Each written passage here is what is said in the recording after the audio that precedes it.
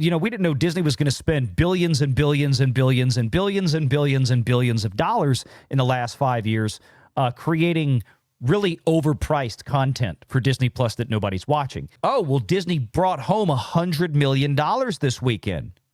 Bruh, no, that ain't how it works. Could you tell me that they're actually making the same amount on those ads that they were on their network and cable? Hell no.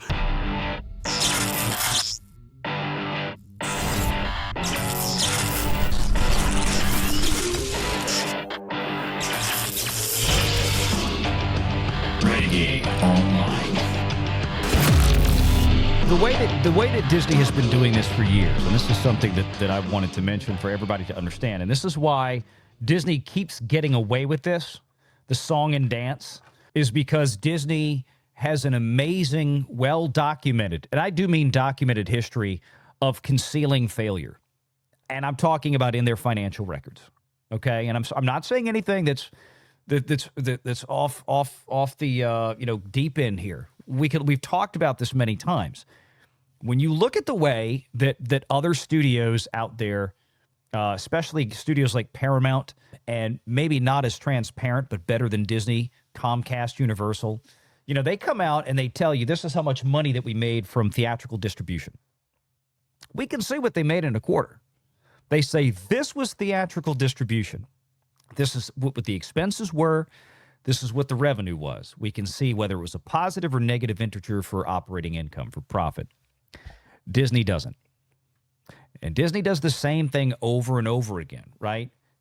One of the reasons I think that Disney's stock price is still in the crapper compared to most of the rest of the market, again, Comcast is a little bit different because Comcast has been mostly suffering from their bread and butter business being hit by secular headwinds, people cutting the cord, right? Comcast is having to shift gears to more mobile, to more internet, high-speed internet, fiber optic. They're spending a ton of money right now to try to catch up into that, but their bread and butter for years was cable subscriptions. Disney's bread and butter is theme parks. Very, very different. There's no secular headwind for theme parks, except for those that is not secular at all. It's in the sense that Disney makes their own problems and people stop showing up to the theme parks because they overprice them and they're just not that fun anymore. Paramount breaks out theatrical distribution as a line item. You can see how much they spent, how much they brought in. What does Disney do? Well, they do the same thing they do with streaming. They combine it with other things to make it look like their film distribution business does a lot better than it actually really does. Because they put in, on a Disney earnings report, you see content, sales, and licensing. And that includes a whole bevy of things. That includes Disney licensing stuff to itself in its theme parks and elsewhere for films and things like this. It includes theatrical. It includes licensing revenue from even some third parties and things like that. It's a big hodgepodge of stuff. It's the same thing the Walt Disney Company does with streaming, right? What do we talk about? Disney Plus is a failure. Disney Plus is not making a profit. Oh, but Valiant, the last 2 quarters, Disney said that their streaming stuff is finally turning a profit. Okay, let's talk about this with some clarity. Streaming is, which includes Hulu, which is not Disney Plus. And so when you lump Disney Plus and you lump Hulu in together, you get to conceal all of the losses on Disney Plus because most people out there are highly confident that Hulu is actually turning a decent little profit. Well, and even with that, the amount of money that they're spending does not constitute the so-called budget. We covered this last week when we were talking about it on Midnight's Edge in the Morning. And I was looking at the amount of money that they supposedly reportedly brought in for streaming and compared that to what they made last year in home video. Mm-hmm. They still make over $1 billion in home video sales. What the fuck are they doing? Pardon my French, but it makes no sense. Mm-hmm. None of it makes any sense. And I've said this a million times over. Instead of trying to kill the theaters, they should have just tried to turn Disney Plus into the next Disney Channel.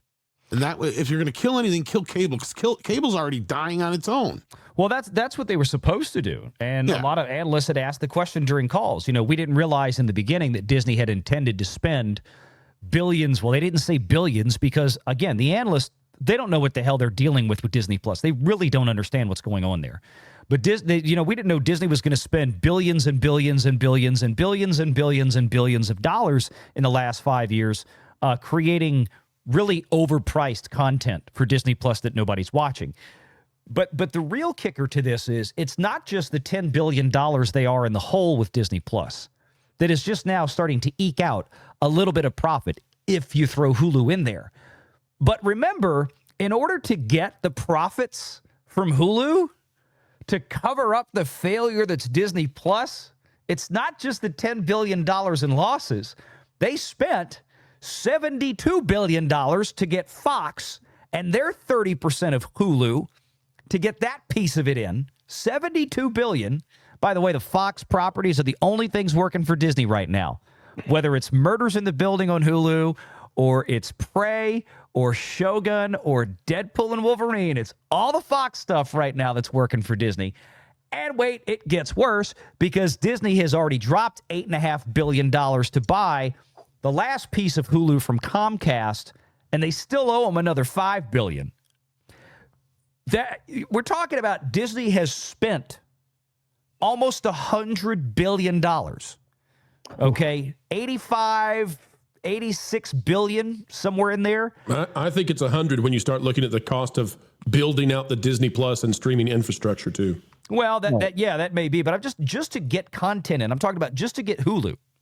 About $86 billion to get the other 66% of Hulu that Disney effectively didn't own already, just so that right now in 2025 they can cover up how much money they're losing on Disney Plus. That's the reality check of it. And again, I say that because they're doing the same thing. They're doing the same thing right now with crap like this. Right? Is that we're going to show you, look at the big number. Look at the big number. Don't pay attention to anything else. Look at all this. And what does everybody think? Everybody thinks that, oh, well, Disney brought home $100 million this weekend. Bruh, no, that ain't how it works. They take home about half.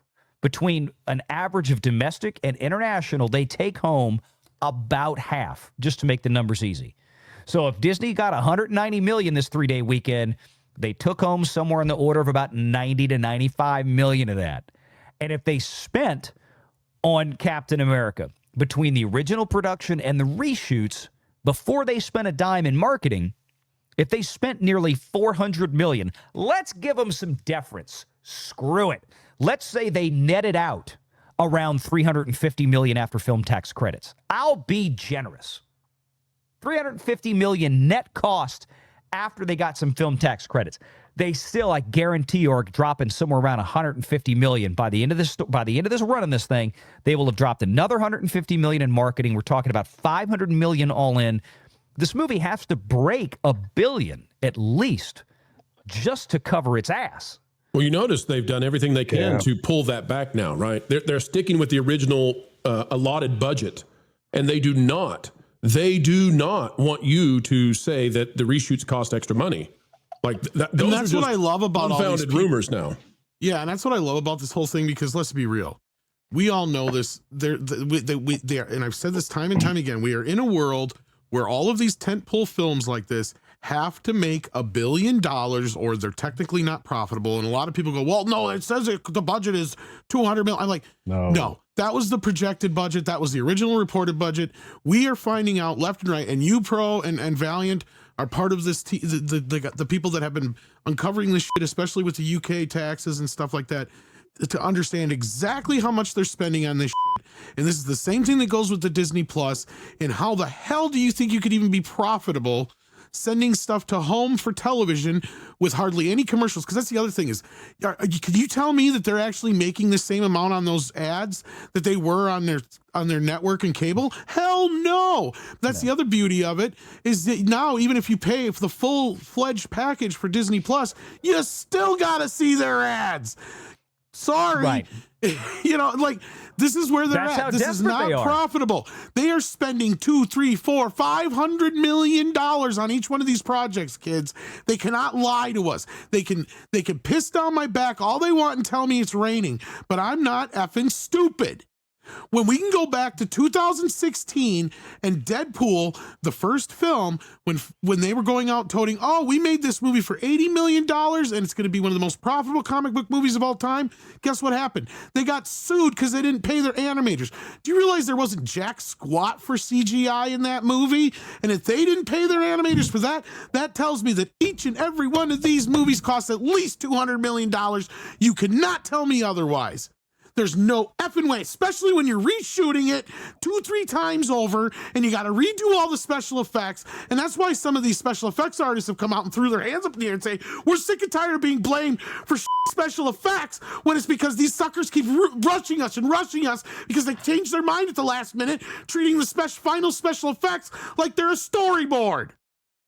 Sorry, I had to vent. No, but you're right. It's all correct. I mean, that's been one of the biggest problems and we heard the story many times a couple of years ago. Disney is the worst at this, yes. Yeah, when they were throwing Victoria Alonso under the bus, former Marvel bridge troll under Kevin Feige. Yeah, that one. And, you know, they blamed her for everything so they could save Kevin Feige's job in his face. So they blamed her for everything, which she absolutely had a lot of the blame to take. Don't get me wrong, but she absorbed everything. She was the one that was thrown on she didn't fall on the sword. She was thrown onto the sword by Alan Bergman. But because VFX was going bananas with Disney, and they were constantly reshooting, they were throwing things at VFX houses 2, 3, 4 weeks before the movie came out and demanding, fix this, do this again, do that again. They were working time and a half, double time, 24 hours a day shifts in these VFX houses, and the end product often looked like dog crap. A lot like it did in this movie, by all accounts, for the same reason. It's because they were still doing principal photography probably a month or two ago. And I'm just going to say one fact. Mm-hmm. During the credits, I counted 11 effects houses. 11. Yeah. And you know what? For the first time in a while, I saw Skywalker Sound. I was like, yay, they actually hired themselves. And ILM. And I was like, oh my goodness. You know, obviously Skywalker Sound's not VFX, but the only profitable portion that has existed at Lucasfilm under Disney for the last 12 years. Make sure you're subscribed to Valiant Renegade and join us every Sunday at 6 p.m. Eastern for the live show.